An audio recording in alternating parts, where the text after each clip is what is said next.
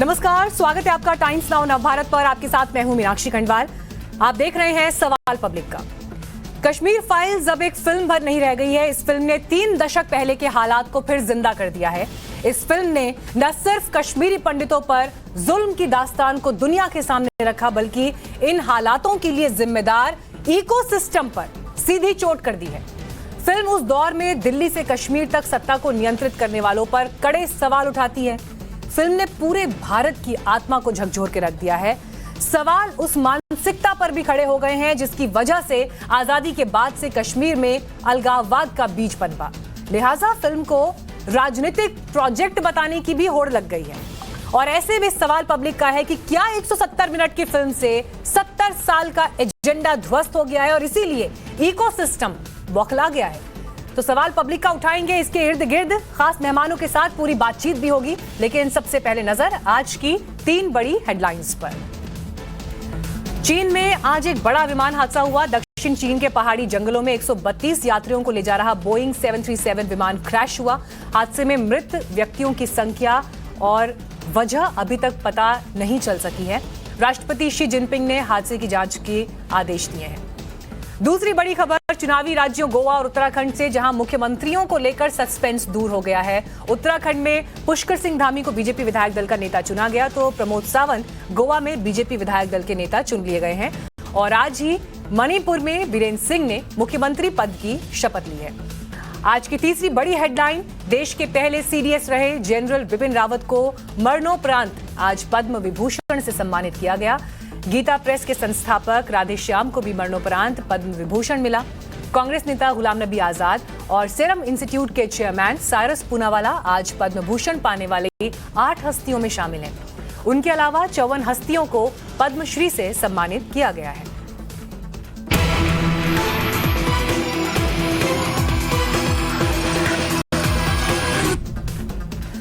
तो अब सवाल पब्लिक का, जो फिल्म अपनी रिलीज के 1.5 हफ्तों में 150 करोड़ से ज्यादा की कमाई कर चुकी है, क्या उसे सिर्फ राजनीतिक प्रोजेक्ट बताकर खारिज किया जा सकता है?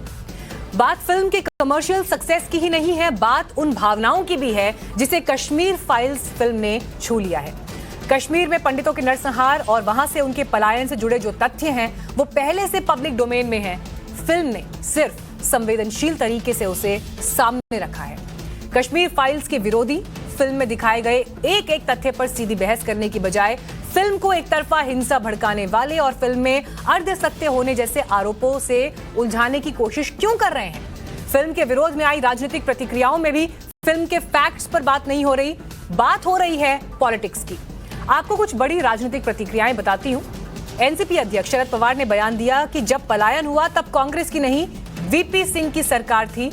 उस सरकार में बीजेपी की मदद से मुफ्ती मोहम्मद सईद गृह मंत्री बने, जबकि असल फैक्ट ये है कि कश्मीर का माहौल जब खराब हुआ तो उन वर्षों में राजीव गांधी देश के प्रधानमंत्री थे।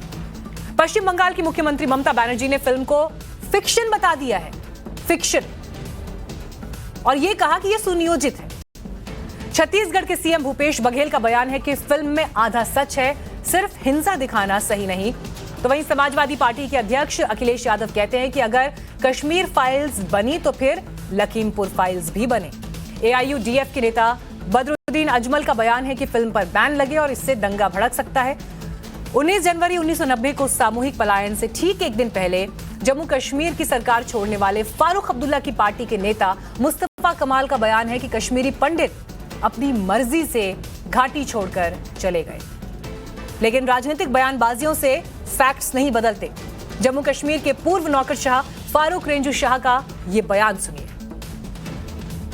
कश्मीरी पंडित को एक ऐसी सिचुएशन क्रिएट की एक पॉलिटिकल टोले ने, जिस पॉलिटिकल टोले का कोई डेफिनेटली कॉन्स्पिरेसी थी कि कश्मीरी पंडित को निकाला जाए। कश्मीरी पंडित के पास बहुत ज्यादा प्रॉपर्टी है। फ्रंट पेज, बैनर पेज, एक न्यूज लगाई और भी कुछ 1-2 पेपर्स में जो छपे, जो अलमिया है, जिसमें कि Kashmiri Pandit will be shot dead within 48 hours अगर वो कश्मीर से ना निकले, भागे। तो उसको कंट्रोल करने वाला जो एक पॉलिटिकल हस्ती थी, उसको पार्लियामेंट मेंबर बना। 15 अगस्त 1999 में बख्शी स्टेडियम में एक वक्त का चीफ मिनिस्टर तिरंगा चढ़ाता है, नेशनल फ्लैग चढ़ाता है। राइट। लेकिन तकरीर मालूम है क्या है? तकरीर है कि कश्मीरियों, जिस तरह हिंदुस्तान की आर्मी ने बटमालू जलाया, आपको भी जलाया जाएगा। आपके एक एक शहर में आग लगा दी जाएगी, आपके एक एक गांव में आग लगा दी जाएगी। ये एक जिम्मेदार चीफ मिनिस्टर 15 अगस्त को तकरीर करता है। कश्मीर फाइल्स बनाने की नौबत क्यों आई? इसलिए क्योंकि कश्मीरी हिंदुओं को कश्मीर से भगाया गया, क्योंकि कश्मीरी पंडितों पर हुए जुल्म पर इंसाफ नहीं मिला। मैं आपको सिर्फ 2 किरदारों के बारे में बताती हूं। एक है यासिन मलिक और दूसरा बिट्टा कराटे। यासिन मलिक वो व्यक्ति है जिसने JKLF का गठन किया और कश्मीर में हिंसा की शुरुआत हुई। आपको बता दें कि 3 दशक बाद JKLF पर बैन 2019 में लग सका। 89 और 90 की घटनाओं पर जो व्यक्ति मुख्य आरोपी है उस पर बैन लगा 2019 में JKLF पर। यासिन मलिक पर 4 IAF कर्मियों की हत्या के मामले में केस 1990 में शुरू हुआ, लेकिन आरोप 10 साल बाद जाकर, माफ कीजिए 20 साल बाद जाकर 2020 में तय हुए और अभी तक केस चल रहा है। 1989 में रुबैया सईद अपहरण कांड में यासिन मलिक का नाम सामने आया, लेकिन 2021 में जाकर उस केस में यासिन पर आरोप तय किए गए और ये केस भी चल रहा है। फिलहाल यासिन मलिक 2019 से तिहाड़ जेल में बंद है। टेरर फंडिंग केस में NIA की कार्रवाई जारी है। लेकिन आप जानते हैं कि ये वही यासिन मलिक है जो पूर्व प्रधानमंत्री मनमोहन सिंह के साथ तस्वीरें खिंचवाने का प्रिविलेज रखता था। फारूक अहमद डार उर्फ बिट्टा कराटे, वो व्यक्ति जो टीवी इंटरव्यू में सरेआम कश्मीरियों की हत्या का गुनाह कबूलता है। उसे तो नंबर तक याद नहीं कि उसने कितनों को मार डाला। पहली हत्या कौन सी की, ये सोचने में भी थोड़ा समय लग जाता है। और फिर वो उस इंटरव्यू में कबूल करता है कि सतीश टिक्कू वो पहला व्यक्ति था जिसको उसने मौत के घाट उतारा, लेकिन आंखों में कोई शर्म नहीं थी। ये उस इंटरव्यू में साफ दिखाई देता है। 1990 में गिरफ्तार तो किया गया ये शख्स, लेकिन सबूतों के अभाव में 2006 में जेल से आजादी मिल गई। 2008 में बिट्टा कराटे फिर गिरफ्तार हुआ और यह गिरफ्तारी अमरनाथ श्राइन बोर्ड के लिए जमीन ट्रांसफर करने को लेकर हुए उपद्रव के मामले में हुई, लेकिन 8 महीने बाद वो रिहा कर दिया गया। 2008 के बाद बिट्टा कराटे 2019 में गिरफ्तार हुआ। NIA ने उसे आतंकी फंडिंग केस में अरेस्ट किया। कश्मीरी पंडितों पर आतंक ढाने वालों की लिस्ट लंबी है, लेकिन 1990 के दशक के गुनाह के खिलाफ न्याय का दीपक नहीं जल सका। तो आज जो मुख्य सवाल जिनके इर्द गिर्द होगी पूरी बातचीत, आखिर कश्मीर फाइल्स फिल्म पर इतनी बौखलाहट के पीछे वजह क्या है? दूसरा बड़ा सवाल, हिंदुओं से गुनाह पर सबकी फाइल खुल रही है क्या? और तीसरा बड़ा सवाल, कश्मीर फाइल्स पर कांग्रेस, शरद पवार, ममता बनर्जी ये सब आखिर परेशान क्यों हैं? तो जो खास मेहमान हमारे साथ बातचीत में जुड़ रहे हैं, आपका परिचय उनसे करवा दें। बीजेपी से हमारे साथ शहजाद पूनावाला आज चर्चा में जुड़ रहे हैं। कश्मीरी एक्टिविस्ट माजिद हैदरी साहब हमारे साथ आ गए हैं। कश्मीरी पंडितों का पक्ष रखने के लिए ललित अंबरदार जी हमारे साथ मौजूद हैं। शोएब जमई हमारे साथ इस वक्त मौजूद हैं। IMF के आप अध्यक्ष हैं। शुरुआत में यहाँ पर शहजाद पूनावाला आपके साथ करना चाहूंगी। एक के बाद एक मैंने सिलसिलेवार तरीके से ये बताया कि कहां पर किस व्यक्ति ने उस दौर को याद करते हुए क्या बताया है। ममता बनर्जी कहती हैं ये फिल्म फिक्शन है। शरद पवार कह रहे हैं कि आधा सच आधा झूठ है। छत्तीसगढ़ के मुख्यमंत्री भी कुछ उसी लीक पर बयान दे रहे हैं। क्यों देश के बड़े नेताओं को ऐसा लग रहा है कि यह राजनीतिक प्रोजेक्ट है? क्या वजह है इसके पीछे? मीनाक्षी जी, जब से कश्मीर फाइल्स रिलीज हुई है उसके बाद से जो तुष्टीकरण की फाइल्स है इस इकोसिस्टम की और कुछ राजनीतिक दलों की, उनकी तुष्टीकरण की फाइल्स खुलकर सामने निकल कर आ चुकी है और बार बार किस प्रकार से वो आतंकी इस्लामिक जिहाद का संरक्षण करते हैं और उनका लंबा चरित्र है। अगर आप देखें तो इस पर लीपापोती करना, चाहे वो मालाबार के नरसंहार हो, चाहे वो गोधरा के नरसंहार हो, या चाहे वो आज की तारीख में कश्मीरी पंडितों के नरसंहार पर लीपापोती करने का इनका लंबा इतिहास रहा है। मैं 2-3 सटीक सवाल पूछना चाहता हूं और शुरुआत टाइम्स नाउ के अंग्रेजी चैनल पर अभी इसी वक्त चल रहे आपके शो को भी जिक्र करना चाहता हूं कि उसमें एक कागज महत्वपूर्ण दिखाया गया है जो कि एक कानून है जम्मू कश्मीर का ही, जिसमें माना गया है कि जो एक्सोडस कहते हैं ये लोग, मैं तो एक्सोडस नहीं कहता, जेनोसाइड कहता हूं, जो जेनोसाइड शुरू हुआ उस कागज के हिसाब से, जो सरकारी कागज है, कांग्रेस की केंद्र में सरकार और इनकी सरकार राज्य में, वो मानती है कि एक्सोडस नवंबर 1989 से ही शुरुआत हो गई थी। हालांकि इससे भी पहले वहां पे माहौल तैयार हो गया था और उसके भी प्रमाण मैं आपको दूंगा।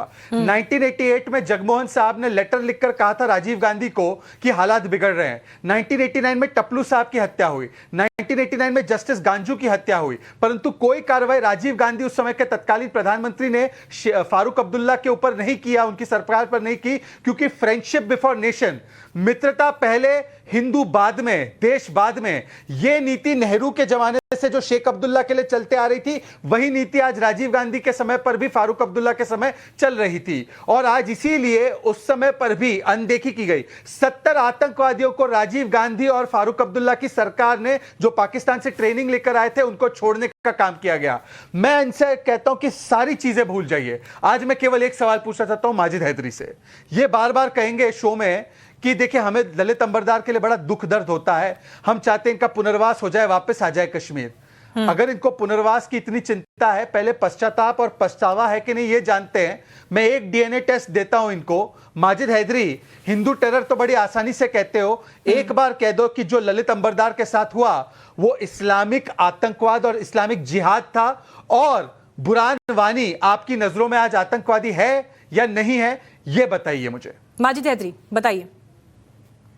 मीनाक्षी साहिबा, सबसे पहले तो मैं अपनी पंडित भाइयों के प्रति ये दो पंक्तियां समर्पित करूंगा। बहुत ही अच्छी पिक्चर है। जो तेरा हाल है वो मेरा हाल है, जो तेरा हाल है वो मेरा हाल है, इस हाल से हाल मिला, मोदी जी के नए कश्मीर के ख्वाब की ताल से ताल मिला। देखिए, मोदी जी का जो नया ख्वाब है, मैं शहजाद भाई को सबसे पहले याद दिला दूं, मोदी जी का जो नया कश्मीर का ख्वाब है वो तब तक अधूरा रहेगा जब तक कश्मीरी पंडित भाई वापस नहीं आए। अब इसके बजाय कि हम गड़े मुर्दे उखेड़े कि जगमोहन ने अपना काम अच्छी तरह क्यों नहीं किया, हम ये बात क्यों नहीं कर रहे कि हमारी सरकार पंडित भाइयों को वापस कैसे खुशहाली से लाए।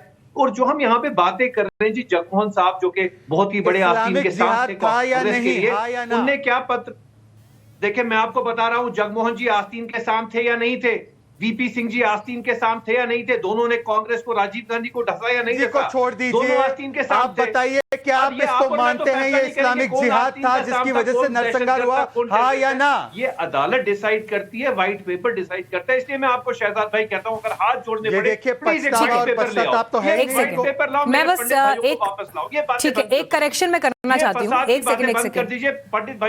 सेकंड रुकिए प्लीज। माजिद हैदरी, मैं आ रही हूँ आपके पास। एक करेक्शन बस मैं ये करना चाहती हूँ कि जब मैं 4 IAF कर्मियों की हत्या के मामले का जिक्र कर रही थी, तो 30 साल जो है उसमें लगे। यासिन मलिक पर आरोप जब जाकर तय हुए, 1990 का मामला, और 30 साल बाद वो आरोप तय हुए। गलती से 20 साल बोला गया था, बस वो एक करेक्शन करना चाहती हूँ। लेकिन माजिद हैदरी, जो सवाल यहां पर शहजाद पूनावाला उठा रहे थे, मैं उस सवाल को लेकर आपके पास आ रही हूं। आपने उस दौर के तमाम लोगों की और जो ऊंचे पदों पर बैठे लोग थे उनकी बात कर दी। फिल्म में एक सवाल उठाया गया है, और जो बड़े किरदार फिल्म के हैं, जिनके कंधों पर ये पूरी फिल्म चल रही है, उन्होंने ये सवाल उठाया, एक्सोडस शब्द मत बोलिए आप, ये जेनोसाइड था, कश्मीरी पंडितों का नरसंहार हुआ है। इस बात से इत्तेफाक रखते हैं आप? देखिए मैडम, सबसे पहले मेरी आपसे विनती होगी, हम पिक्चर की बात ना करें, वो पंडित भाइयों का दर्द कमर्शलाइज बॉलीवुड में किया जाए। सर, मैं मुद्दे की बात कर रही हूँ, मैं मुद्दे की बात कर रही हूँ। 30 सालों तक माइग्रेशन शब्द का इस्तेमाल किया गया। माइग्रेशन, पलायन, माइग्रेशन में और आतंकवाद के पीड़ितों में फर्क होता है। मैं आज आपसे माजिद हैदरी ये समझना चाहती हूँ कि आप क्या मानते हैं, 89 और 90 के दौर में जो हुआ कश्मीरी पंडितों के साथ, वो एक्सोडस था या जेनोसाइड था? ये बताइए आज देश को। मैडम, वो उतनी दुख भरी कहानी है जिससे हर इंसान का दिल पिघलता है, दिल रोता है। आज भी इंसान की आंसू रोती हैं, दिल भी रोता है जब पंडितों की वो कहानी याद पड़ती है। उसमें कोई दो राय नहीं कि उनके साथ जुल्म हुआ, उन बेचारों को मारा गया, अपने घर से निकाला गया। तो कहिए जेनोसाइड था, लेकिन 32 तो कहिए ना जेनोसाइड था, नरसंहार था या नहीं था, ये बताइए आज। माजिद हैदरी, आज ये डिबेट आज तब तक आगे नहीं बढ़ेगी जब तक आप इस सवाल का क्लियर जवाब नहीं देंगे। गिरिजा टिक्कू के साथ जो हुआ, टपलू साहब के साथ जो हुआ, फॉर्मर जज जो वहां पर थे उनके साथ जो हुआ, आईएएफ के कर्मियों के साथ जो हुआ, और न जाने कितने और ऐसे लोग जो अपने घर परिवार छोड़कर रातों रात पैर में एक जूता पहनकर ट्रक में सवार होकर जिनको निकलना पड़ गया, वो नरसंहार था या नहीं था, ये देश को बताइए। मैडम, कितना अच्छा होगा अगर मोदी सरकार ये एक पेपर निकाल दे और बता दे, डिफाइन कर दे कि ये जिनोसाइड था, क्योंकि 219 मारे जाने को जिनोसाइड अगर कहेंगे तो हमारे किसान जो मारे गए भाई आंदोलन मैं कह रहा हूं, अच्छा रुकिए, मैं कहता हूं, क्या कहेंगे? ये इस्लामिक जिहादी जेनोसाइड था। मैं आज इस बात से मैं हैरान हूं, मैं सरप्राइज हूं। आप पिछली डिबेट में भी मेरे साथ आए थे और उस पिछली डिबेट में भी माजिद हैदरी आपने पेपर्स का जिक्र कर दिया था कि व्हाइट पेपर ले आए। आप एक ज़हीन शख्स हैं, पढ़े लिखे व्यक्ति हैं, दुनिया के तमाम विषयों पर आप जानकारी जुटाकर ले आते हैं, लेकिन इस विषय पर आप कहने से आपकी जुबान जो है वो कतराती है। जेनोसाइड था या नहीं था बताइए ना। कश्मीरी भाइयों से अगर आपको इतना प्रेम है कश्मीरी हिंदुओं से, तो बताइए उनके साथ नरसंहार हुआ या नहीं हुआ? जो व्हाइट पेपर कहेगा मैं वही कहूंगा। माजिद हैदरी साहब, नरसंहार हुआ या नहीं हुआ? हाँ कहिए या ना कहिए। आज चलिए आज ये तस्वीर भी देश देख ले, हाँ या ना। हर सवाल का जवाब नरसंहार हुआ था या नहीं हुआ था? मेरे किसान भाइयों के आंदोलन में क्या हाँ हुआ? या नहीं? आप उसे नरसंहार कहेंगी? कश्मीरी पंडितों का नरसंहार हुआ था या नहीं हुआ था? हाँ या नहीं? कश्मीरी पंडित भाइयों पे जुल्म हुआ, एक दर्दनाक जुल्म हुआ। चलिए तीसरा ऑप्शन दे रही हूं आपको, अगर आप हाँ या ना नहीं चुन सकते तो तीसरा ऑप्शन ये है कि आप खुलकर इस पर जवाब नहीं देना चाहते। ऑप्शन चूज करिए, बताइए। जवाब नहीं देना चाहते? जवाब नहीं देना चाहेंगे तो मैं सवाल ही नहीं पूछूंगी आपसे। बड़ी कहानियों से दिल रोता है, हर इंसान का दिल रोता है। माजिद हैदरी के पास आज इस सवाल का जवाब नहीं है, या अपनी सहूलियत के मुताबिक वो इस सवाल से बचना चाहते हैं, क्योंकि उन्हें लगता है कि जवाब देंगे तो कुछ लोगों को अपसेट कर देंगे। सच वो भी जानते हैं दिल के भीतर ही भीतर, लेकिन जवाब देने से बच रहे हैं। माजिद हैदरी, आज आप इस सवाल का जवाब देने से बच रहे हैं। ललित अंबरदार, आप कुछ कहना चाहेंगे माजिद हैदरी को? एक्सोडस शब्द आज भी बोलना चाहते हैं, नरसंहार बोलने पर उन्हें आपत्ति है। मैं व्यक्तिगत तौर पे इनको उतनी मान्यता उतना दर्जा नहीं दूंगा इनको बोलूं, क्योंकि ये आवाज है कश्मीरी मुसलमानों की। जनरली कश्मीरी मुसलमान जिन्होंने अपने नेबरहुड में अपनी खिड़कियां और दरवाजे बंद कर दिए, अपने सामने देखा कि कश्मीरी हिंदुओं के साथ कैसे नरसंहार के टूल्स इस्तेमाल किए गए। और टूल्स ऑफ नरसंहार क्या थे मैं बोल रहा हूं, बार बार बताता हूं। रेप, सामूहिक बलात्कार, मर्डर, मास मर्डर, ये जो लाशें गिनने का जो इनका कार्यक्रम है ना, ये इन्होंने 2-4 पहले तो शेर सुनाया, वो बाद में गिनी लाशें।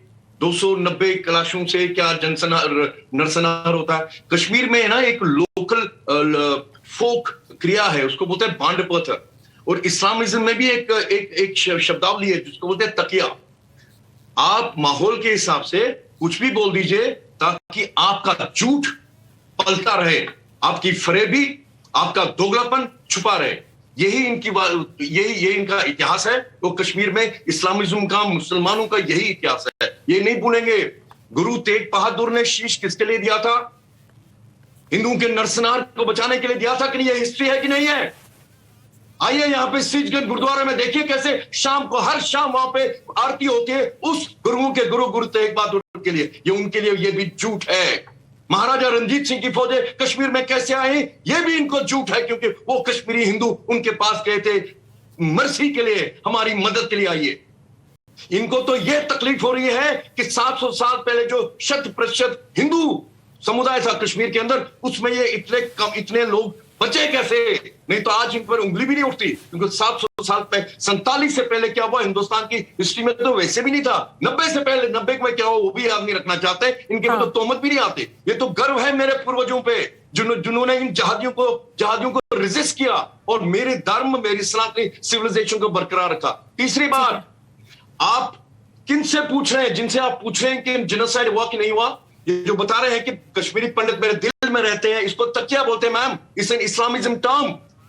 सिचुएशन के हिसाब से माहौल बदलो, अपना रूप बदलो। और पूछिए आपके पड़ोस में अगर तब बच्चे थे, जाके घर से बाप दादाओं से पूछे पड़ोस में जो कश्मीरी पंडित थे उनके साथ उन्होंने क्या किया। वो क्या जमीन में गड़ गए या आसमान उनको ले गई? चील कुत्ते उठा के ले गए। पूछ लीजिए इनको कहां गए वो जो खंडरात जब इनके घर के सामने मंदिर को तोड़ा जा रहा था, क्या हो रहा था इनके दिल में, क्या हो रहा था? नहीं, वो तो लेकिन कश्मीर में रहते हुए अमरदार साहब, वो तो लेकिन कश्मीर में रहते हुए ये कह रहे हैं कि उनको 30 साल पहले हुई घटना का व्हाइट पेपर चाहिए, और व्हाइट पेपर के बिना वो सच को देखेंगे भी नहीं, ये वो कह रहे हैं। वो बातें जिनको बताने वाले लोग जीवित हैं आज भी, जो अपने किस्सों में बताते हैं कि उनके साथ क्या घटा है, उसको भी अनसुना कर देना चाहते हैं, क्योंकि वो देखना नहीं चाहते, वो देखना नहीं चाहते। लेकिन शोएब जमई जी, मैं आपको बातचीत में लाना चाहूंगी। फिल्म देखी आपने? ठीक है अमरदार साहब, आऊंगी। शोएब जमई को जरा स्क्रीन पर दिखाइए। डॉक्टर शोएब जमई, आपने फिल्म देखी अभी?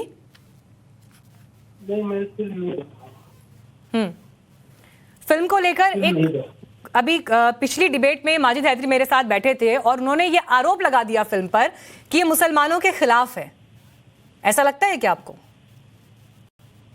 देखिए मैडम, ऐसा मेरा मानना है कि कश्मीरी पंडितों की जो वो व्यथा है, वो जो दर्द है, वो एक मुद्दा रियलिटी का है जिसको बहुत सेंसिटिवली हल करने की जरूरत है, और एक पिक्चर है जिसको कमर्शियली 12 करोड़ में बनाया गया है, 100 करोड़ कमा लिया।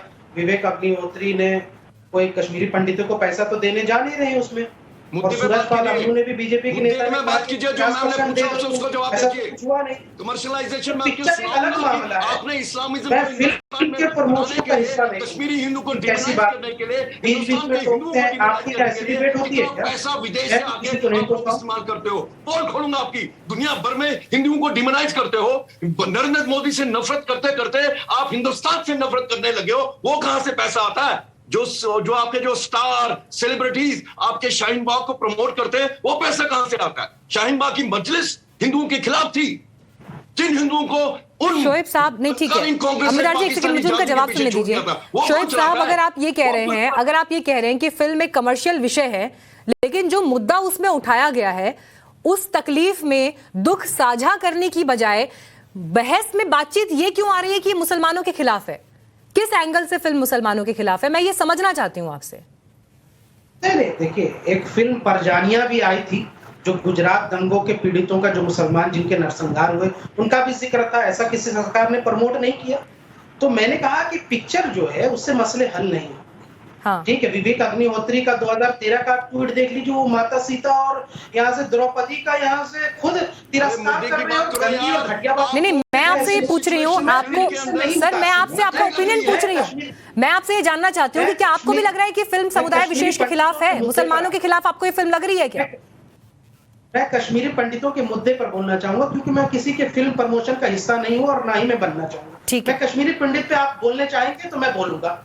नंबर 1, ठीक है, कश्मीरी पंडित का जो मुद्दा है वो है हमारे, चूंकि कश्मीरी पंडित मेरे दोस्त हैं, मेरे यूनिवर्सिटी में कॉलीग हैं, हाँ, और मेरे साथ रिसर्च भी करते हैं। उन्होंने मुझसे बताया कि 2 मुद्दे शोएब जमाई सर आप पूछिएगा उनसे, कि एक तो ये बताएं कि 2014 के बाद एक रिड्रेसल कमीशन बनने का वादा किया गया था, उस रिड्रेसल कमीशन का क्या हुआ?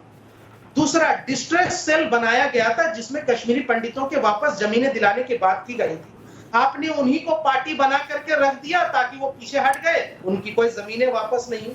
तीसरा, कि इनसे पूछिएगा कि कितने कश्मीरी पंडित को वहां बसाने के सेटलमेंट तैयार हुए हैं या कॉलोनी है जिसको मोदी सरकार एक व्हाइट पेपर जारी करके वो आंकड़ा दे दे।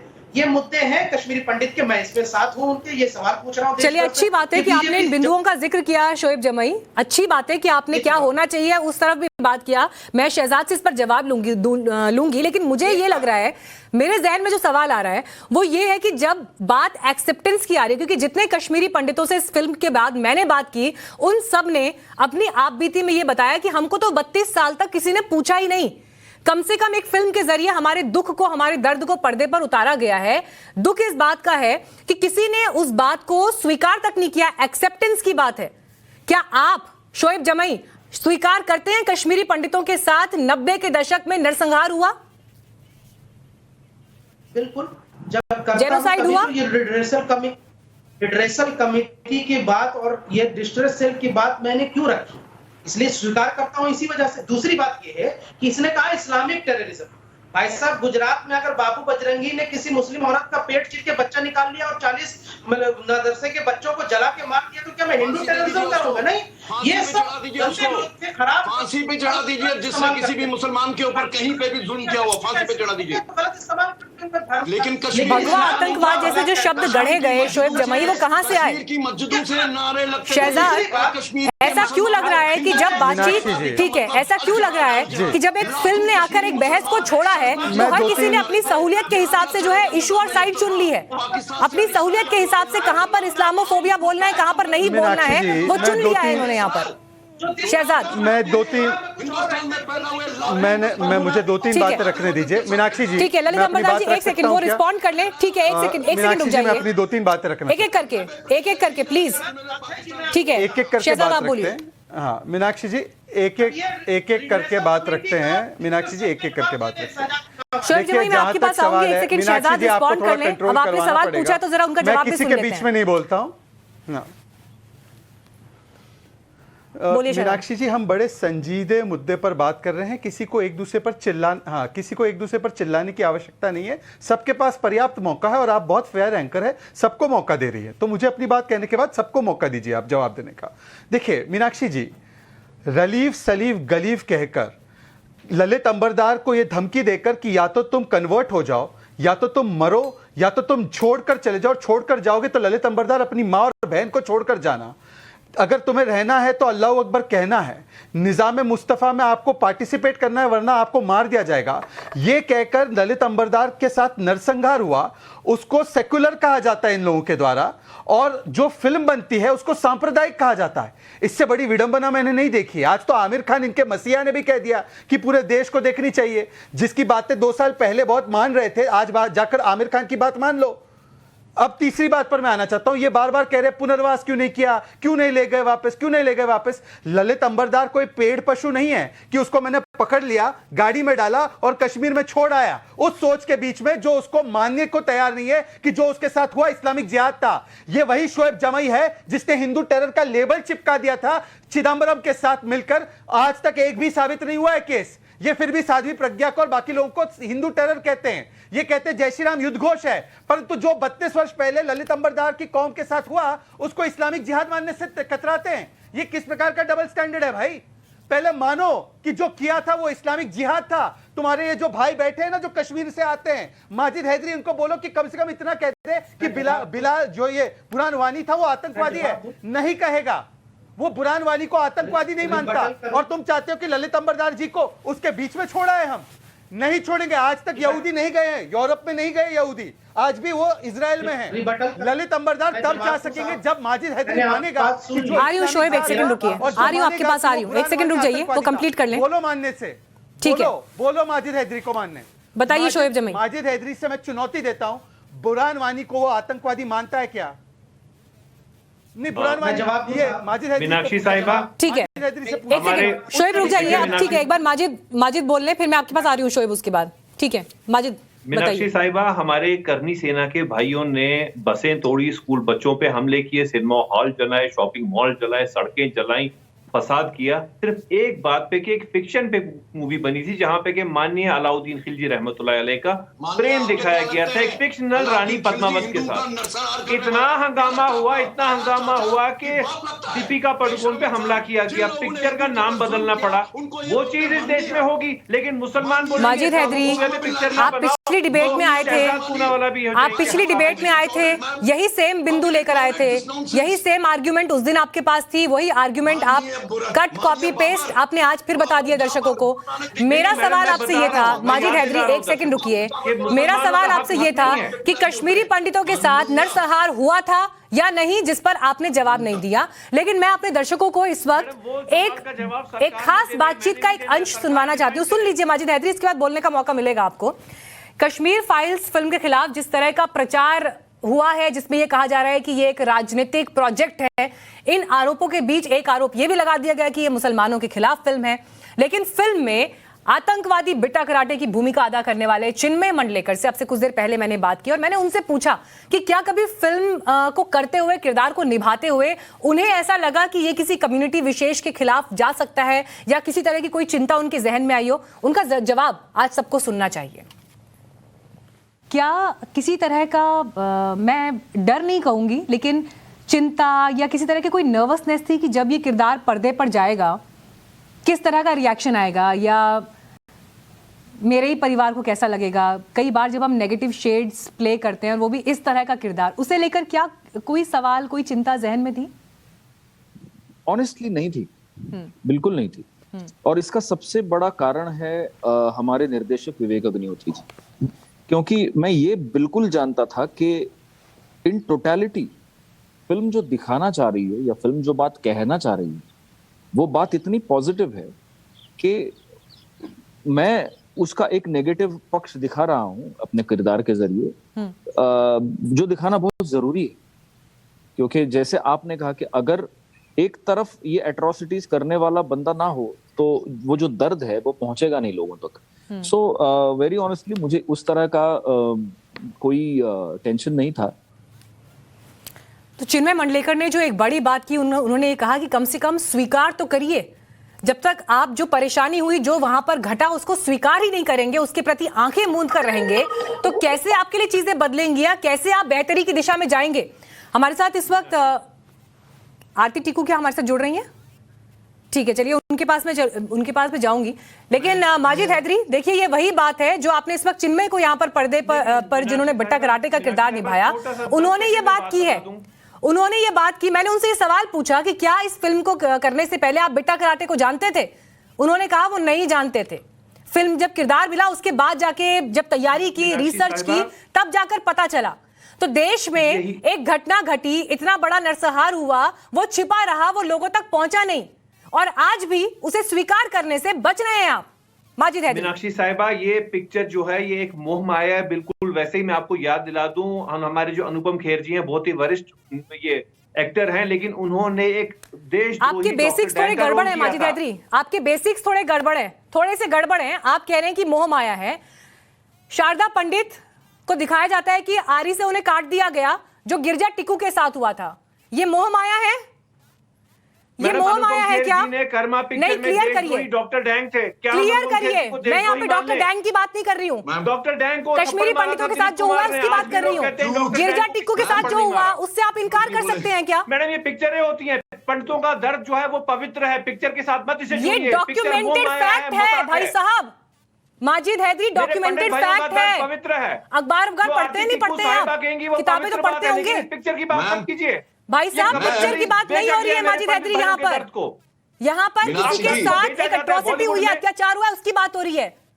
गिरजा टिक्कू को जानते हैं आप या नहीं जानते? और नहीं जानते तो आज घर बैठ के पढ़िएगा थोड़ा सा। आप उस पिक्चर को प्रमोट करें। खून से सने हुए चावल जिसको खिलाए गए, क्या ये झूठ है? क्या ये मोह माया है? दूसरा बिंदु, लाखों कश्मीरी पंडित घर छोड़कर आए रातों रात, क्या ये झूठ है?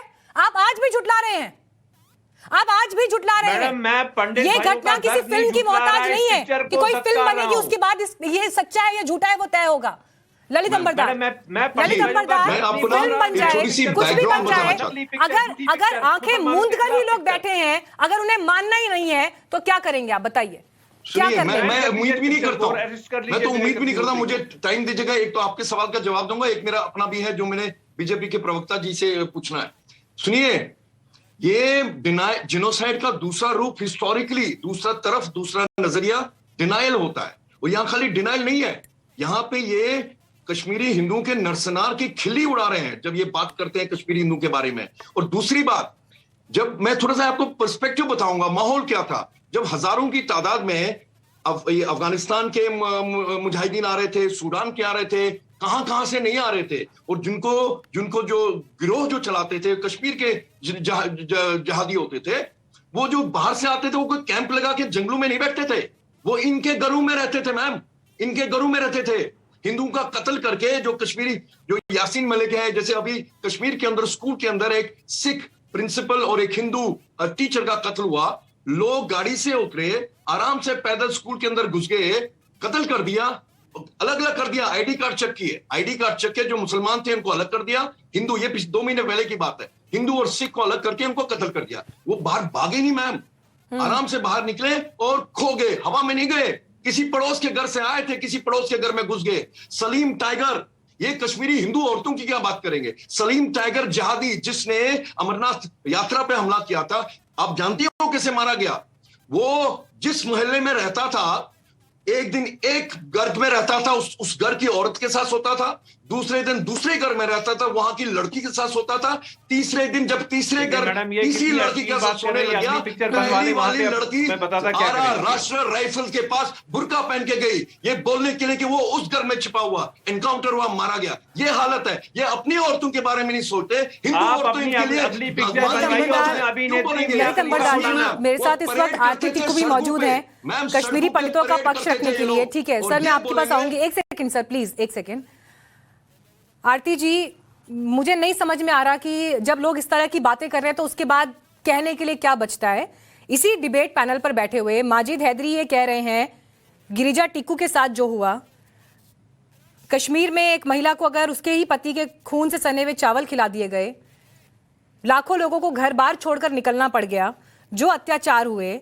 बिट्टा कराटे टीवी के इंटरव्यू में ये कह देता है कि उसे ये तक याद नहीं है कि उसने कितने पंडितों को मारा है। उसके बाद भी माजिद हैदरी एक टेलीविजन डिबेट पर एक राष्ट्रीय चैनल पर बैठकर ये बात कहते हैं कि उन्हें नहीं पता ये हुआ है। फिर इसके बाद इस लड़ाई के क्या मतलब रह जाते हैं, इस इशू को कैसे आगे लेकर जाना है। और जब हम बात करते हैं कि 30 साल बाद भी इंसाफ तो मिले, कम से कम उन पंडितों को ये तो लगे कि हाँ उनके लिए जेन्युइन तरीके से कुछ हुआ है, कैसे ये उम्मीद रखेंगे? देखिए, बहुत साफ है कि पॉलिटिक्स खेली जा रही है डिनायलिज्म की, जो पिछले 32 साल से नेशनल कॉन्फ्रेंस और पीडीपी ने ये एक फैक्ट्री में एक जो नैरेटिव क्रिएट किया कि हुआ ही नहीं, नरसंहार हुआ ही नहीं, जेनोसाइड हुआ ही नहीं, एथनिक क्लेंसिंग हुई ही नहीं कश्मीरी पंडितों की। वो तो पिकनिक पे गए, वो तो उनको वेकेशन पे जगमोहन जी ने वहां से निकाला, क्योंकि उनको तो बहुत मर्जी थी कि वो जाए अपने घर बार छोड़ के और वो रेफ्यूजी कैंप्स में रहे। तो ये कोई नई बात नहीं है। माजिद हैदरी सिम्टम है, डिजीज कहीं और है, डिजीज जो डिनायलिज्म की कि एक्सेप्ट ही नहीं करना, सच को एक्नॉलेज ही नहीं करना। ये जो एक पूरा बनाया है, एक सर्कस बनाया है पिछले 32 साल का, इसी सर्कस की वजह से कश्मीर का मैं कहूंगी जो डिजास्टर जो हम देख रहे हैं, जिस तरह से ओवरऑल सोसाइटी में जितनी हम रेडिकलाइजेशन देख रहे हैं, जिस तरह से छोटे छोटे बच्चे जो है पत्थर उठा रहे थे अभी कुछ साल पहले तक, ये उस डिनायलिज्म का नतीजा है। लेकिन इसके कल्प्रिट्स जो है, इसके जो परपेट्रेटर्स है, वो मेन स्ट्रीम पॉलिटिशियंस है, अब्दुल्लाज है, मुफ्तीज है, और जो उन्होंने एक नेटवर्क बना के रखा है पिछले 32 साल से, इनफैक्ट ज्यादा 40-50 साल से, वही उसी का डिनायल जो है हम देख रहे हैं अभी। और मुझे लगता है कि जो कुछ भी 30 साल पहले घटा है, उससे बड़ी तकलीफ तो उसके बाद के डिनायल की रही है। जख्मों पर अगर नमक छिड़कने को फील किया जा सकता है तो वो ये डिनायल है जो कश्मीरी पंडितों को हर घड़ी, हर दिन, हर वक्त झेलना पड़ा है। माजिद हैदरी, आप जिस तरह से मुस्कुरा रहे हैं आपकी ये बात सुनते हुए, लेकिन मेरे पास जनता से भी सवाल आ रहे हैं जिनको मैं बातचीत में शामिल करना चाहूंगी। आगरा से मनोज अग्रवाल ने ये सवाल भेजा है और दिल्ली से रामगिरी सिंह ने ये सवाल भेजा है।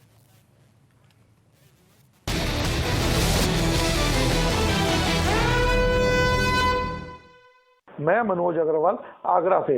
कश्मीर फाइल्स को पॉलिटिकल या एक तरफा फिल्म बताने वाले इसके फैक्ट्स पर खामोश क्यों हैं? क्या उनमें ये कहने का साहस है कि फिल्म में गलत तथ्य दिखाए गए हैं? मैं रामलाल गिरी, मेरा यह सवाल है कि कांग्रेस समेत विपक्ष के वो दल जो कश्मीरी पंडितों के निष्कासन पर वीपी सिंह और बीजेपी को कटघरे में घेर रहा है, वह राजीव गांधी पर क्यों मौन है? शोएब जमई, जो बात आरती टिक्कू ने अभी की, ललित अंबरदार ने की, क्या कश्मीरी पंडित 30-32 साल बीत जाने के बाद भी कम से कम सोसाइटी से ये डिजर्व नहीं करते कि उनके दुख को, उनकी तकलीफों को एक्नॉलेज किया जाए, बजाय कि डिनायल मोड, इनकार कर देना, आंखें मूंद लेना कि ऐसा हुआ ही नहीं है? क्या आज बड़े दिल के साथ आप कहेंगे इस मंच पर जो हुआ बहुत गलत हुआ, वो नरसंहार था और अब इस परिस्थिति को बदलने के लिए कदम उठाने की जरूरत है, ये कह पाएंगे? देखिए मैडम, मैंने सबकी बात बहुत गौर से सुनी है। मैं उम्मीद करूंगा कि मेरे बीच में भी न टोका जाए। मैंने कुछ नहीं बोला, बिल्कुल खामोश। मैं दो बातें पॉइंट वाइज कहूंगा। पहली बात कि चूंकि मैंने यूनिवर्सिटी में हमारे साथ काम करने वाले कुछ पंडित, कश्मीरी पंडित दोस्त, उनसे मैंने वादा किया था, और अभी कुछ दिन पहले नोएडा के एक शो की शूटिंग कर रहे थे, वहां पे जो आए दर्शक थे कश्मीरी पंडित, उनके साथ भी मैंने एक वादा किया था। तो वो मैंने सवाल भारतीय जनता पार्टी के प्रवक्ता से पूछा जो रिड्रेसल सेल और ग्रीवांस कमेटी के बारे में थी, जिसका जवाब अभी तक नहीं मिला, नंबर 1। दूसरा ये है कि आपने डॉक्यूमेंटेशन की बात की। मैं डिनाइल तो नहीं कर रहा हूँ, किसी बात का डिनाइल नहीं है, जो गम है वो मैंने तो माफी भी मांगी थी जनता में, हालांकि मेरा कोई लेने देने, हम लोग तो झारखंड के लोग हैं, लेकिन मैं भारतीय हूँ तो माफी तो मांगना बनता था, मैंने मांगी थी, उसका मजाक उड़ाया गया। डॉक्यूमेंटेशन की आपने बात की, एक डॉक्यूमेंट आई थी गुजरात फाइल्स करके, उसको बैन कर दिया गया, और गुजरात में परजानिया पर भी बैन कर दिया गया। क्यों? वो यहाँ से एक नरसंहार नहीं था। हम तो इस फिल्म के बैन करने की मांग नहीं कर रहे हैं, लेकिन जब आप डॉक्यूमेंटेशन की चीजों को यहाँ से बैन करते हैं, और जब जहां हकीकत दिखाया जाता है दूसरे पक्ष के, उसको दुख को आप डिनाई कर देते हैं और कहते हैं कि सिर्फ हमारा ही दुख मानो। दुख दोनों का है। 1990 के बाद जो कश्मीर में हुआ, जो सर्च के नाम पर जो घर घर में जहन्नम बनी और लड़कियों का रेप हुआ, लाखों हजारों लड़के गायब हो गए, कब्रें भी नहीं मिली, वो भी एक जहन्नम है, उस पर भी फिल्म बननी चाहिए। कश्मीर तो आज भी जहन्नम बना बैठा है, उसको कौन बनाए? तो आप जब दूसरे के दुख को तस्लीम या एक्नॉलेज नहीं शोएब करते जमई हैं, तो और आप करते ठीक हैं है, कि आप दुख को शोएब समझ जमई सकते साहब, हैं। आप ये बार बात बार गुजरात का जब जिक्र करते हैं, ठीक है, आप बार बार जब गुजरात का गोधरा का जिक्र करते हैं, माजिद हैदरी ने भी एक दो बार इस मुद्दे को उठाया, ये तो आपकी जानकारी में होगा कि एसआईटी ने उस मामले की जांच की थी, ये तो आपकी जानकारी में होगा कि कोर्ट में ट्रायल चला, ये तो आपकी जानकारी में होगी कि एक फ्री एंड फेयर इन्वेस्टिगेशन उस मामले का हुआ, इन्वेस्टिगेशन हुआ उस मामले का, ये तो आपकी जानकारी में होगा। और फिर उसकी तुलना आप कश्मीरी पंडितों को निकाले जाने से कर देते हैं। यहां तो इस तरह के बयान सुनाई दे रहे हैं कि कश्मीरी पंडित अपनी मर्जी से जो है घाटी छोड़कर चले गए। सवाल, मैं बार बार जिस डिनायल का जिक्र कर रही हूं, जिस बात का जिक्र मैं यहां पर कर रही हूं, जो डिनायल बार बार निकल कर आता है कि कश्मीरी पंडितों के घावों का जवाब क्या गुजरात हो सकता है? और क्या इन दो मामलों की तुलना हो सकती है? क्या इन दो मामलों की तुलना हो सकती है? फिर तो आप भारत के इतिहास से हर एक घटना निकाल के लाएंगे और बोलेंगे इस घटना का जवाब वो घटना है, उस घटना का जवाब कोई चौथी घटना है, चौथी घटना का जवाब सातवीं घटना है। ये सिलसिला कहां थमेगा? क्या हम एक खुले मन से, एक बड़े चश्मे से किसी एक घटना को देखेंगे और इंसाफ की बात करेंगे? ठीक है, शहजाद पूनावाला, मैंने बाकी पैनल से सवाल पूछे, मुझे उनसे जवाब नहीं मिले, लेकिन एक सेकंड प्लीज, एक सेकंड रुकिए। शहजाद पूनावाला, डिनायल मोड लगातार दिखाई देता है, पहला बिंदु।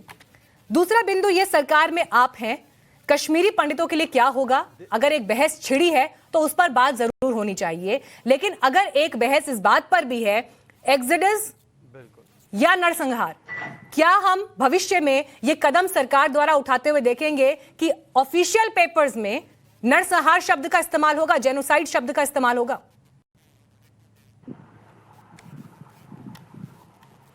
देखिए, पहले मैं मीनाक्षी जी आपको बता देना चाहता हूं कि बार बार जब आप एक नरसंहार की तुलना कभी कोई दंगे से कर रहा है, कभी यहां पर गिरिजा टिक्कू जी की जब बात हो रही है तो उसकी तुलना डॉक्टर डैंग नाम के कैरेक्टर से हो रहा है, तो किस प्रकार से मखौल उड़ाकर, किस प्रकार से नमक और एसिड रगड़ा जा रहा है जख्मों पर, ये देखने लायक बात है। मैं आपको बताना चाहता हूं कि जर्मनी में जब हॉलोकॉस्ट हुआ तो बहुत सारे मीनाक्षी जी, मुझे लगता है एक एक करके बात रखेंगे तभी इस गंभीर विषय पर बात होगी। ये बार बार बीच में बोलते हैं और मैं किसी के बीच में नहीं बोलता। मीनाक्षी जी ये तरीका, ठीक है, मैं जवाब ले रही हूँ। एक सेकंड, सब लोग एक दूसरे की बारी नहीं बोलेंगे, किसी की बात नहीं सुन पाएंगे। प्लीज, मैं इस बातचीत के अंतिम पड़ाव में, मैं इसका भी जवाब देता हूं, मुझे जवाब देने दीजिए। शहजाद, एक तो वो बात कर रहे हैं कश्मीरी पंडितों के लिए उठाए गए कदम की, उस पर जरूर जवाब दीजिएगा। और नरसंहार, क्या ये शब्द पेपर में, ऑफिशियल डॉक्यूमेंट में इस्तेमाल किया जाएगा? दूंगा, पर मैं जवाब तो बेवकूफ बनाते हैं सबको। बिल्कुल, जवाब तो सुन लीजिए ना, एक सेकंड रुकिए, मेरी बात पूरी हो जाने दीजिए, बीच में बार बार इंटरप्ट करने से कोई फायदा नहीं होगा। देखिए, मैं सिर्फ इतना कह रहा हूं कि पहले जो ये रिड्रेसल कमेटी का यहाँ पे झूठा रोना रो रहे हैं ना, उनको पहले बोलो कि एक रिपेंटेंस कमेटी तो बनाएं। ये वही व्यक्ति है जो बार बार हिंदुओं को हिंदू टेरर कहते हैं। चिदम्बरम ने कहा है, ऑफिशियली कहा है। आज जब मैं कह रहा हूं कि इस्लामिक जहाद तो कह दो, इसको एक बार तो नहीं कहना चाहते। जहां तक सवाल है क्या कर रहे हैं कश्मीरी पंडितों के विषय में, तो मैं आपको बताता हूं, शुरुआत इसकी 370 से हटाकर ही होगी, क्योंकि जब तक आतंकवाद को नस्तानाबूद नहीं करते। आज आतंकवाद वहां पे कम हुआ है, वहां पर पत्थरबाजी कम हुई है, वहां पर हमने डोमिसाइल सर्टिफिकेट दिए। इन तमाम चीजों का किसने विरोध किया? यही शोएब जमाई ने विरोध किया, यही माजिद हैदरी ने विरोध किया, यही कांग्रेस पार्टी ने विरोध किया कि नहीं किया विरोध? क्यों किया इन्होंने विरोध? क्या ये पूरी एक प्रोसेस नहीं है क्या रिहेबिलिटेशन और रिसेटलमेंट की? एक सेकेंड, अब क्यों बीच में बोल रहे हैं? अब क्यों बीच में बोल रहे हैं? नहीं, मुझे एक बात बताइए, मुझे पूरी बात करने के लिए क्यों मौका नहीं दिया जा रहा है? नहीं, मुझे पूरी बात मौका क्यों नहीं दिया जा रहा है? शोएब जमी, एक सेकंड मैं जवाब ले लूं पहले पूरा, मैं उसके बाद आपके पास आ जाऊंगी अगर आपको इस पर अपना कोई बिंदु रखना है। एक सेकंड प्लीज। क्या तरीका है भाई? शोएब जमी, मैंने आपकी बात पूरी शांति से सुनी ना, आप दूसरे, ठीक है, दूसरे पैनलिस्ट को भी सुनिए प्लीज। आपने जो सवाल उठाया उसका जवाब तो सुनने दीजिए ना। यही तो इन्होंने कश्मीरी पंडितों के साथ किया, यही तो इन्होंने कश्मीरी हिंदुओं के साथ किया कि कश्मीरी हिंदू आज 32 साल बाद अपनी बात कह रहे हैं, तो कश्मीरी हिंदुओं को कहा जा रहा है कि तुम इस्लामोफोबिया फैला रहे हो। ये कश्मीरी हिंदुओं को कह रहे हैं कि तुम सांप्रदायिक हो, क्योंकि उन्होंने अपना दर्द और दुख बयान किया। मैं आज केवल 2 चीजें पूछना चाहता हूं। ये लोग, इनके पास कोई औचित्य और लोकल स्टैंडर्ड नहीं है हमसे सवाल पूछे, परंतु मैं इनसे पूछना चाहता हूं, रिपेंटेंस के लिए पहले एक बार तो कह दे शोएब जमाई कि हां, जो हुआ इस्लाम के नाम पर इनका नरसंहार किया गया। करने वाले सारे मुसलमान नहीं थे, कोई ये नहीं कह रहा, ललित अंबरदार भी नहीं कह रहे, परंतु मस्जिदों का इस्तेमाल किया गया। ये हकीकत है कि पड़ोसियों ने इनको मारा, ये हकीकत है कि इस्लाम के नाम पर वो वातावरण तैयार किया गया। एक बार कह तो दीजिए, जैसे आप हिंदू टेरर की शब्दावली इस्तेमाल करते हैं। कमेटी की जरूरत थी, हिंदू टेरर कहा जब आपने, जो सवाल आप शहजाद उठा रहे हैं उसका जवाब लूंगी, लेकिन कुछ जनता के सवाल भी शामिल करना चाहती हूँ। दिल्ली से श्वेता यदुवंशी और वाराणसी से विशाल भारद्वाज ने सवाल भेजे हैं, उनके सवाल शामिल करते हैं।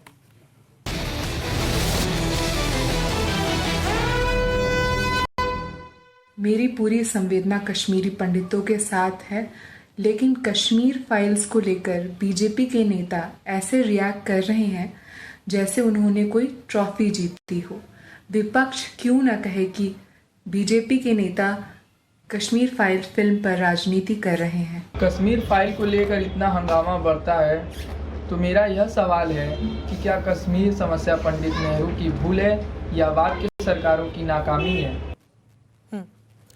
शहजाद, ये सवाल मैं आपके लिए लेकर आ रही हूँ जो श्वेता यदुवंशी ने उठाया है। उन्होंने ये कहा कि बीजेपी के नेता ऐसे क्यों बिहेव कर रहे हैं जैसे कोई ट्रॉफी उनको मिल गई है इस फिल्म के बाद, और यही आरोप विपक्ष भी लगातार उठा रहा है कि आपको ऐसा लग रहा है कि इस फिल्म से, क्योंकि पिछली सरकारों की आलोचना हो रही है, एक आलोचनात्मक एक रुख जा रहा है, या कश्मीरी पंडितों का जो दुख है उसे एनकैश कराने की एक कोशिश बीजेपी की है। चलिए, अगर इनका ये आरोप सही में है तो इनको किसने कहा कि 32 वर्षों तक इंतजार करे? जब इनकी इतनी सरकारें रही, 2004 से 14 के बीच में इनकी सरकार थी, तो इन्होंने कश्मीरी पंडितों के साथ जो नरसंहार हुआ उसमें इंसाफ दिलाने के बदले किसको अपने दफ्तर में प्रधानमंत्री ने बुलाया था? यासीन मलिक, जिन्होंने सबसे ज्यादा हत्याएं की, जो हत्यारा है इनका, उनको बुलाकर उसको बिरयानी खिलाने का काम दफ्तर में किया, और आज वो हमसे कह रहे हैं कि हम राजनीति कर रहे हैं। और मैं इनसे पूछ रहा हूं कि आपने मौका ही क्यों दिया कि 32 साल बाद इस फिल्म को बनाने की नौबत पड़े? आप क्यों नहीं, इतने साल वर्षों तक आप रहे। इन्होंने तो एनएचआरसी को दिए गए हलफनामे में कश्मीरी पंडितों को माइग्रेंट कहा और कहा कि इन्होंने अपना पलायन खुद से किया है, इनके साथ कोई घटना नहीं हुई, ये तो खुद छोड़कर चले गए। ये उन्होंने अपने हलफनामे में एनएचआरसी में कहा। सही है या झूठ है? क्या इन्होंने आतंकवादियों को छोड़ा जब राजीव गांधी प्रधानमंत्री थे? ललित अंबरदार, मुझे ये बताइए कि जो सवाल यहाँ पर दिल्ली से जो एक दर्शक थी श्वेता, उन्होंने एक सवाल यहाँ पर उठाया। एक सेकंड प्लीज ललित अंबरदार, मेरा सवाल आपसे ये है, क्या फिल्म के बाद जिस तरह का एक माहौल बना है, आपको ऐसा लगता है कि कश्मीरी पंडितों के दर्द को बेचने की या पॉलिटिकली उसे भुनाने की एक कोशिश हो रही है? क्या आपको ऐसा लगता है? पहले तो मैं ये जानना चाहता हूं मैम, मुझे मेरा जेनोसाइड रिकॉग्नाइज करने के लिए उन लोगों के सहमति की क्यों जरूरत है जो कोलैबोरेटर्स है, जो कश्मीरी हैं? वो तो डिनाइल में रहेंगे क्योंकि उनके पड़ोस में, जैसे बोला, उन्होंने अपने खिड़कियां और दरवाजे बंद कर दिए थे। वो मजाक उड़ाते हैं, खिल्ली उड़ाते हैं, लाशों को गिनते हैं। और दूसरे वाले जिन्होंने सीए के प्रदर्शन में जो हमारे हिंदू और सिख पाकिस्तान के अंदर जहाज का छोड़े थे, उनको अपना right to life and dignity Bharat Mata के सपूत है वो, उनको रोकने के लिए क्या, उनसे मुझे सर्टिफिकेट नहीं चाहिए। जर्मनी जब होलोकॉस्ट हुआ, किसी यहूदी ने किसी नाजी से नहीं पूछा कि मेरे साथ जेनोसाइड हुआ कि नहीं हुआ। और दूसरा ये भी बताना चाहता हूं, आज की तारीख में जर्मनी में कोई भी सरकार आए, अगर वो डिनाई करती है जेनोसाइड को, उसको फांसी पे चढ़ाया जाएगा। It's a crime under UN convention on genocide. मुझे इनकी सर्टिफिकेट की नहीं जरूरत है, इसीलिए कहता हूं मुझे इन दरिंदों के साथ रहना भी नहीं है वहां पे। और शहजाद पूनावाला, रिपीट कर रहा हूं मैं, जो बार बार बता रहा हूं, जो मैम बता रही थी अभी, जो बता रही थी आपको मीनाक्षी जी, क्या आप औपचारिक तौर पे कब आप ये मान लोगे कि जो कश्मीरी हिंदुओं के साथ नरसना हो रहा है, जिस दिन करोगे ना, इन सब पे मुंह बंद हो जाएंगे। शहजाद, बस एक लाइन में इस बात का जवाब दीजिएगा, जेनोसाइड शब्द क्या ये कश्मीरी पंडित देखेंगे सरकार द्वारा ऑन पेपर आते हुए? एक लाइन में मुझे इसका जवाब दीजिएगा, बस मेरे पास समय की कमी है। शहजाद, क्या ये देखेंगे हम निकट भविष्य में? बिल्कुल बिल्कुल बिल्कुल बिल्कुल ठीक है, मैं आपकी आज की इस बात को इसको रिकॉर्ड करके रख रही हूँ शहजाद। आज आपकी इस बात को मैं रिकॉर्ड करके रख रही हूँ। आपने कहा कि निकट भविष्य में ऐसा होते हुए देखेंगे, और फिर आपके पास में ये सवाल लेकर आऊंगी जब मैंने जवाब नहीं दिया, मुझे जवाब तो देने दीजिए। ठीक है, मेरे पास आज समय इतना ही था, लेकिन बहुत धन्यवाद आप सभी का बातचीत में जुड़ने के लिए। कश्मीरी पंडितों के दर्द और तकलीफ की बात हर बार होती है, लेकिन उसे समझने के लिए जिस संवेदनशीलता की जरूरत है, उसे भी महसूस किए जाने की जरूरत है। शायद बेहतरी का रास्ता खुलता हुआ दिखाई दे। अब रुक करेंगे आज की एक और बड़ी खबर का। राष्ट्रपति भवन में आज राष्ट्रपति रामनाथ कोविंद ने बड़ी हस्तियों को पद्म पुरस्कारों से सम्मानित किया। सीडीएस जनरल बिपिन रावत की बेटी ने राष्ट्रपति से पद्म विभूषण पुरस्कार प्राप्त किया। जनरल बिपिन रावत को मरणोपरांत पद्म विभूषण से सम्मानित किया गया है। योग के क्षेत्र में अभूतपूर्व कार्य करने के लिए स्वामी शिवानंद को पद्मश्री से सम्मानित किया गया। तो वहीं कांग्रेस नेता गुलाम नबी आजाद को पद्म भूषण से नवाजा गया। सीरम इंस्टीट्यूट ऑफ इंडिया के एमडी साइरस पूनावाला को भी राष्ट्रपति रामनाथ कोविंद ने पद्म भूषण पुरस्कार से सम्मानित किया।